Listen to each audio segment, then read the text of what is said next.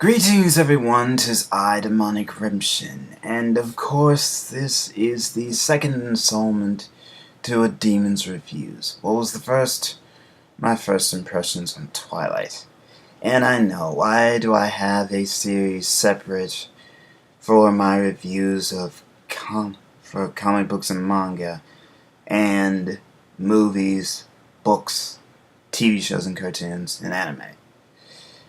I just want to be structured that way. But anyway, as the title of this suggests, I am going to be reviewing both Tangled and Megamind in one fell swoop. Why? Well, I had originally intended to review Tangled on the 28th of November when I first went to see it, or shortly thereafter, the week of. But of course, wanting to continue or finish up my story, Lily's Christmas Adventure, as well as some of my novel manuscripts, kind of caused me to delay that. So, since I saw Megamind this past Sunday, I decided to actually do both reviews at the same time. And, yeah. So I'm gonna get that out of the way. The first movie, of course, I'm going to review is Tangled. Now, of course, when I saw Princess and the Frog some time ago on DVD, because I own it, or what little I did after coming home from work, I actually thought it was pretty good. And I thought that was going to be the last movie, or animated movie, that Disney was going to make that was any good.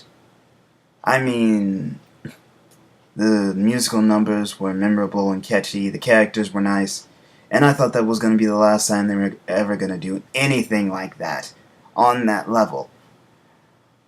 Apparently not. Tangled is just as good, in my opinion. In fact, I'd go so far as to say it is the shiznit. The character development is nice. The musical numbers are catchy, if not quite as memorable. Some people would say that, and I'd actually respect that opinion. But again, the character development is nice. The movie was hilarious. And the characters, of course, were likable, memorable, and Rapunzel, suffice to say, I could relate to. To the degree that she is stuck in her house, or stuck in a tower, wondering when her life would begin.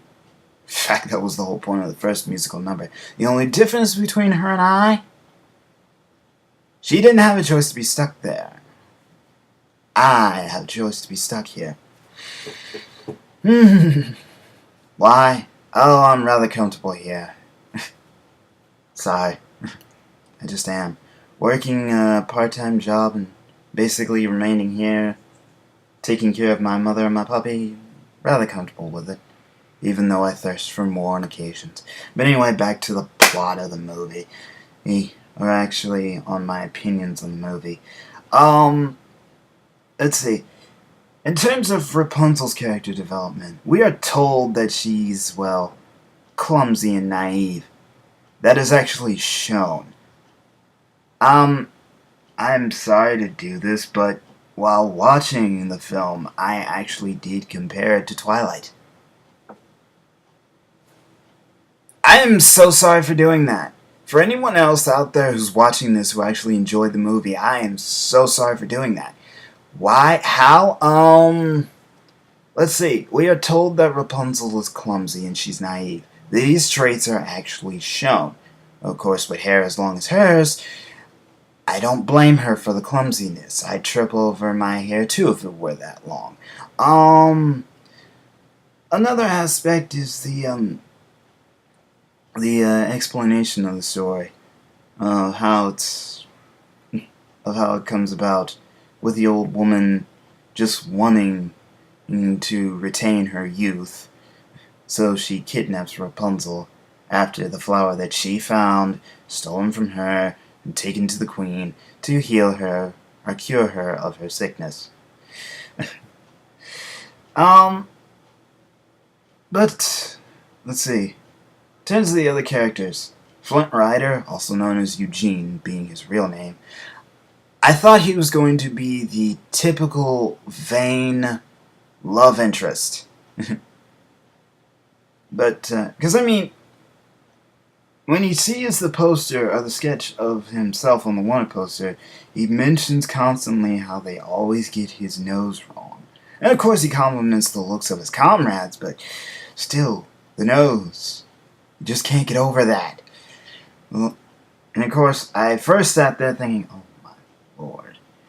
Here we have our typical vain love interest. Oh, this is going to be golden, isn't it? And then of course came the moment when, we all know what's going to happen. He was going to double-cross his henchmen to take the crown for himself.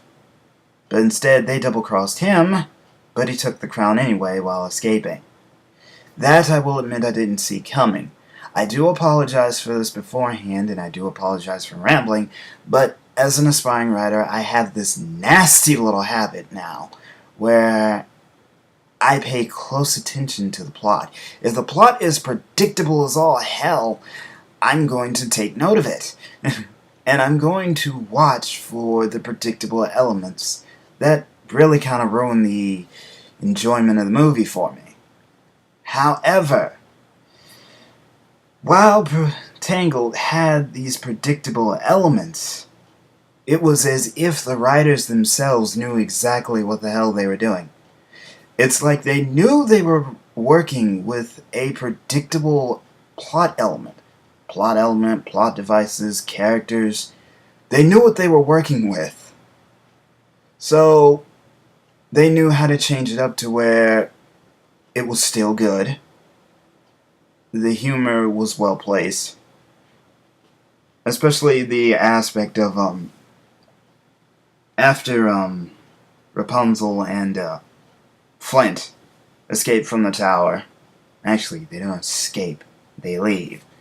Rapunzel sends her mother off to get, I think it was flowers. I don't remember, and quite frankly, for the sake of time, I do not care. But, she sends her mother off to get something for her birthday, as a means to leave with Flint, because after this point she had already captured him after knocking him out with a frying pan. And,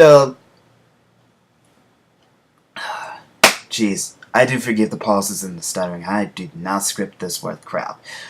And, so after she sends, Mother Gretchen, I think that's her name, out to, get a birthday present for her, she takes Flint, after negotiating with him, to take her to the kingdom to see the lanterns, so he can get the crown back. That was the deal.